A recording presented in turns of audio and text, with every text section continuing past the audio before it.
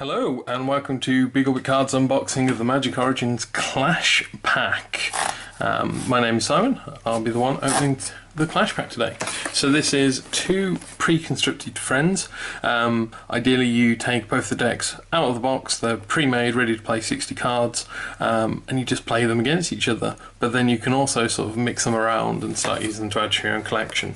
There's also 6 unique artwork cards in here. So it'll be nice to see those. Now there's been a lot of excitement for this set because, for this Clash Pack, because it does contain some very, very nice cards. So let's take a look through the pack itself. So nice little cardboard presentation there. So inside there is just, so let's take this apart. Those two to the side. So there is some leaflets and stuff inside here. So get those out. So in here you get a leaflet explaining the contents of the Clash Pack. So on one side we have the armed deck. So this is the green and white deck. And then we also have the dangerous deck, which is the black, green and white deck. And that just explains the card list, and then also gives you an idea about building your own deck, things you can combine together, and then also just some information on playing things like tournaments. So then, that's the leaflet, that's a piece of card, the rules reference, which they give away with everything now, and you also get little deck box to keep them in. There we go. Even says armed and dangerous. So let's have a look through the packs here. So first we've got the dangerous deck. So this is for Dromoka, who's the cover boy for this one. So it's an alternative artwork foil card. So there we go. Dromoka the Eternal. Nice bit of alternate artwork actually. I quite like that one. It's got quite a bit more presence to it than the original. Bit more foreboding and a little bit more evil. We then have a Sandstep Castle. Citadel, sorry. Again, alternate artwork and in foil. Then we have what most players are excited about, which is the Siege Rhino. So this is making waves in Standard. The entire Abzan mid-range deck, for example, relies on this. It's an alternative artwork. It's actually not the nicest of artworks, I'll be honest. I think I do prefer the original one, but there's each to his own with this one, definitely.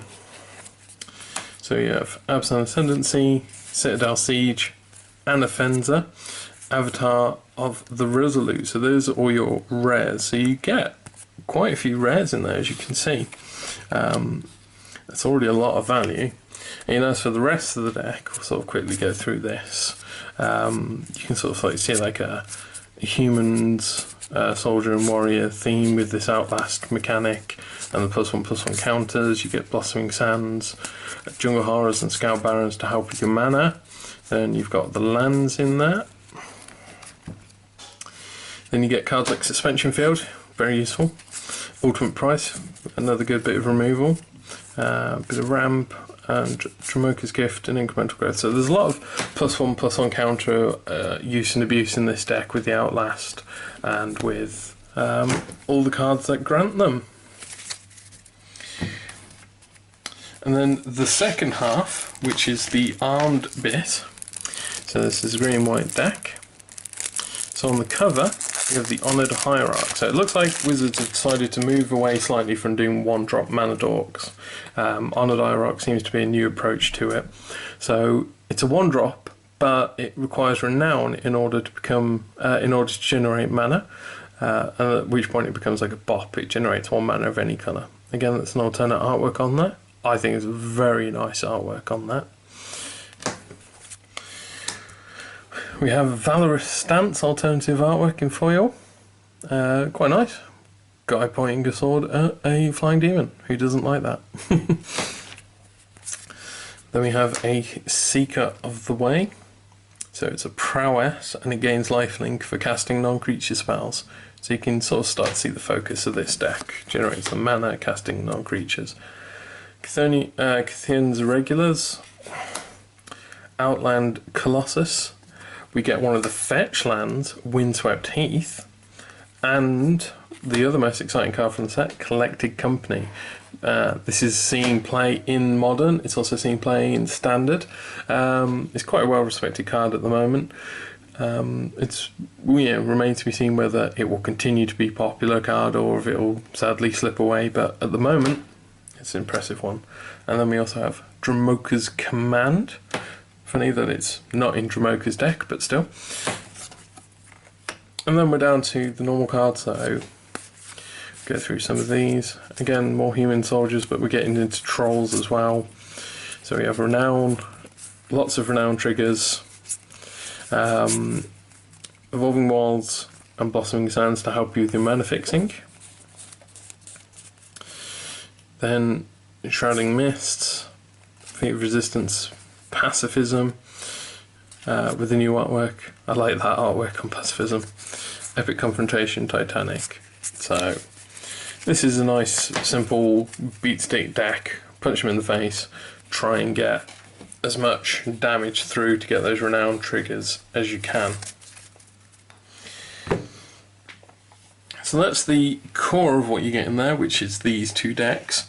So I'd say the major drawing point for a lot of players for this is going to be the Siege Rhino and the Collected Company and the Windswept Heath. These are the sort of the major ones that players are after. And again, Honoured Hierarch, at the moment still mixed opinions. It's only just come out, so it's yet to be seen whether it will see more play. I mean, you get things like Anafenza in here as well, which nothing to sniff at.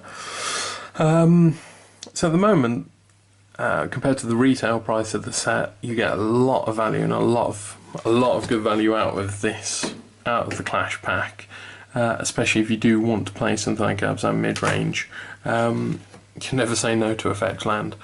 However, this will probably affect the single prices. You can probably see these cards peaking quite quickly and staying at a very static price for this. So yes, and again, Collected Company, maybe it'll see more play, maybe it won't, who knows.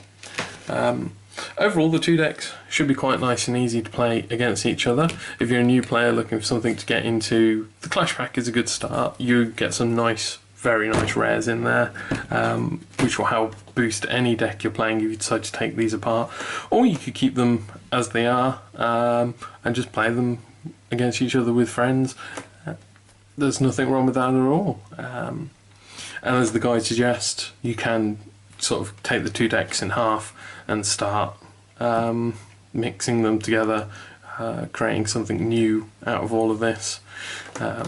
For new players, this is going to be a good way to get some of the more serious cards, especially if you're looking to play more standard stuff. However, I feel they'll be hard to find initially because more experienced players are going to be snapping these up wherever they can to try and get these valuable cards out of there. Yeah, otherwise this is a good Clash pack. It's good to see Wizard creating something that is quite valuable to new and old players alike. We've always seen in the past with these sort of pre-constructed decks, they tend to be very weak on the power levels and not much playability or resale outside of them, but no, I thoroughly like this one. I hope they do more Clash packs like this in future with more, well, just as many interesting rares in there as well. And there we have it. That is everything in the Clash pack. I hope you've enjoyed watching. Remember, everything you can see here can be bought and sold on our website, bigorbitcards.co.uk. Remember to like and subscribe to check out some more videos. We'll do some more Magic Origins unboxings. I hope you've enjoyed watching. My name's Simon. I'll see you next time. Bye.